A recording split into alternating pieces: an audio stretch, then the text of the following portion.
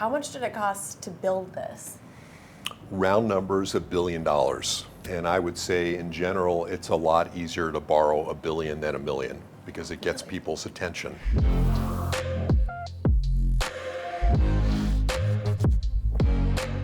This is the first high-performance vertical film studio in the world. So right now, there's a floor of parking below us. There are sound stages above us. The studio goes up 170 feet in the air. But it's also a very typically New York City response, which is to go up. We have relatively smaller sites, and so we want to take and make use of airspace as much as possible. Now, you had the idea to basically create this ideal studio. Tell us how you launched this. The idea was to create a permanent home for artists to tell their stories. And my partner, Robert De Niro, is an artist. Grew up in New York, worked in the film industry for over half a century. And we began with this idea and the idea of performance meeting poetry. So what is the ideal way to tell stories? What's the most efficient way to produce?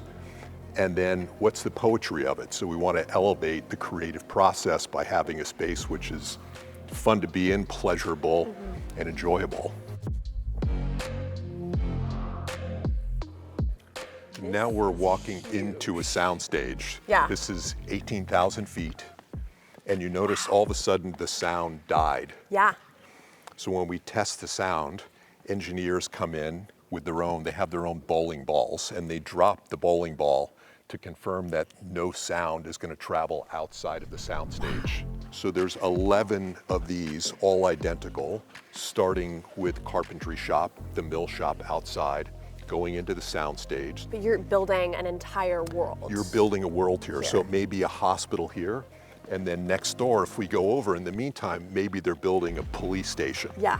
Maybe the first scene was filmed here, the second scene is filmed there, then this might be broken down, prepared for the third scene, or maybe we'll walk over and back in the fourth scene. So there's 54,000 feet right in the middle of New York City all together here.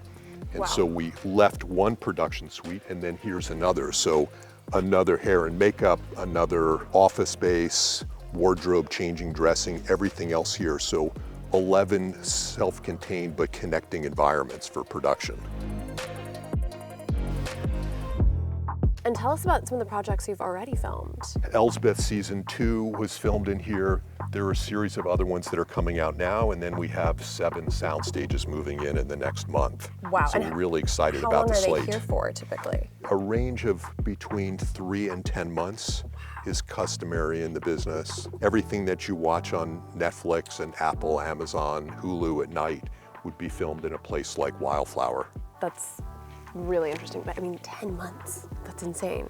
And that's one of the reasons, instead of going to Atlanta or Toronto or Vancouver, all the talent and all of the crew live in New York City. They can go home at night. That makes sense. Be with their families, sleep in their own beds. There's so many advantages to filming locally. We are in the elephant elevator. Tell us why it is called the elephant elevator. It's called an elephant elevator because it's the size of an elephant. It's also the size of a delivery van. So one can come in, bring everything in fully loaded, up to the stages, unload onto the stage, and then drive off. Wow.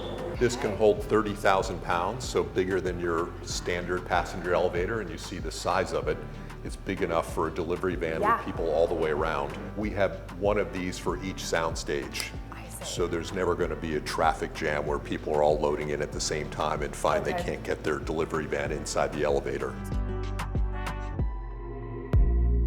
Well, we've seen a lot of amazing things here. How much did it cost to build this? Round numbers, $1 billion. Wow. For the land and the building. That's for all of it, and I would say in general it's a lot easier to borrow $1 billion than $1 million because it gets people's attention.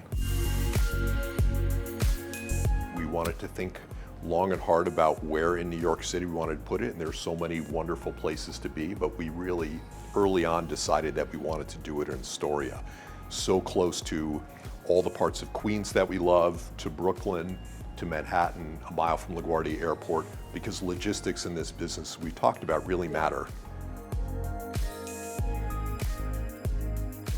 We had a fun turntable moment outside. It sounds like that's something you always wanted in one of your buildings. I saw it on Jay Leno's garage, Okay. and as a car nut, I sort of stored it away in my little mental database to think about a way to use it. And we find for the Teamsters, it makes it easier for them to maneuver their trucks into a couple of the spaces. And it's also awfully fun. Very cool. I sense some amazing parties coming. I think so. I think the wrap parties are going to really enjoy it. This is your first film project, really. You're new to this industry. You started in more real estate, working with Amazon. Tell us a little bit about your background. Sure. So I have a company called Wildflower in New York City. We're urban infrastructure developers, which means that we make the city function better by thinking about infrastructure in new and novel and important ways. So we were very early in the urban self-storage business. We're Amazon's most active e-commerce developer. All over the country or focused in New York? Really focused in Yeah. New York City. Yeah, I'm a fourth generation New Yorker. This is my home. I've raised my two sons here, and New York has given me so much that I want to feel like I can give back and invest in this city.